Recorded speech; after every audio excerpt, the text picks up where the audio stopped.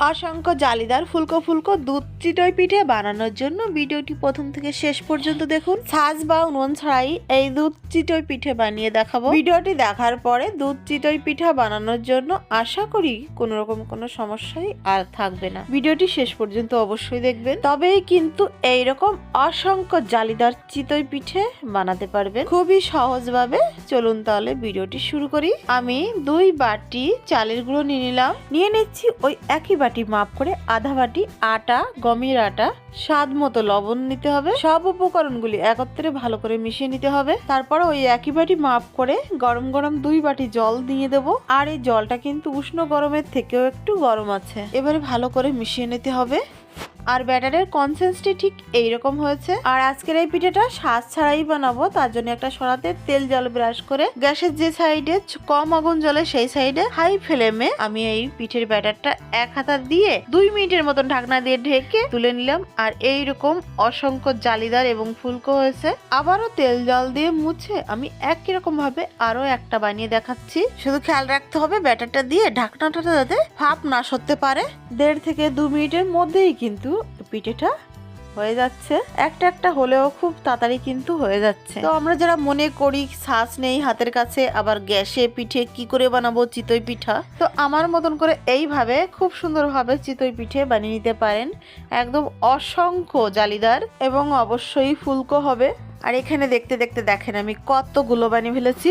আর এইদিকে আমি 1 লিটার দুধ আগে থেকে জাল করতে বসিয়ে দিয়েছিলাম, যেটা জাল হয়ে কিন্তু প্রায় 700 ml এর মতন আছে। মানে দুধটা জাল করে একটু ঘন করে নিতে হবে, তাহলে এই যে দুধ চিতই পিঠেটা কিন্তু অসাধারণ লাগবে খেতে। আর আমার মতন করে যদি বানান তাহলে আমার এই দুধ চিতই পিঠে কিন্তু রসমালাইকেও হার মানাবে। আমি স্বাদ মতো খেজুরের পাটালি গুড় দিয়ে দিলাম। আমি সব পিঠের রেসিপিতে অবশ্যই লবণ ব্যবহার করি স্বাদ মতো, তো এখানেও আমি লবণটা বাদ দেবো না, স্বাদ মতো লবণটা দিয়ে দিলাম। আর এই দুধের মধ্যে কিন্তু আমি আরো কিছুটা পরিমাণ নারকেল কোড়ানো দিয়ে দেবো। দুধ চিতই পিঠেটা কিন্তু নারকেল আরো বেশি স্বাদ আনে, ওর জন্য নারকেলটাও বাদ দেবো না। নারকেল কোড়ানোটা দেওয়ার পরে আরো 2 থেকে 3 মিনিটের জন্য জাল করে নেব। পিঠেগুলো ভেজানোর জন্য দুধ কিন্তু একদম রেডি। এবার আমি গ্যাসের ফ্লেমটা বন্ধ করে দিয়ে চিতই পিঠেগুলো দুধের মধ্যে দিয়ে দেব সবই। পিঠেগুলো কিন্তু এখনো গরম গরমই আছে। এই গরম গরম অবস্থায় আমি এই দুধের রসের মধ্যে পিঠেগুলো ছেড়ে দিচ্ছি। আর এই পিঠেটা কিন্তু রাত্রে বানিয়ে ভিজে রাখলে সকালে খেতে কিন্তু অসাধারণ লাগে।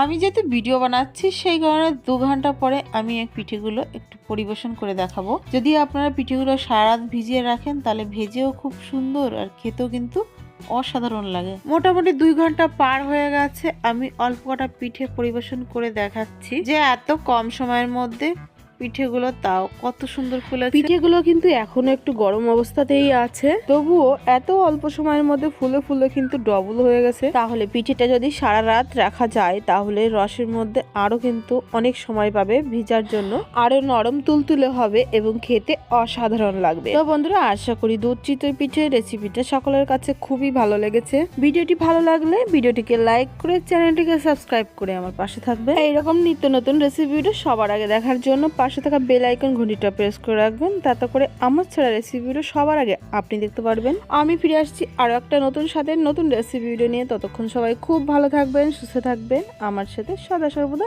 জুড়ে থাকবেন।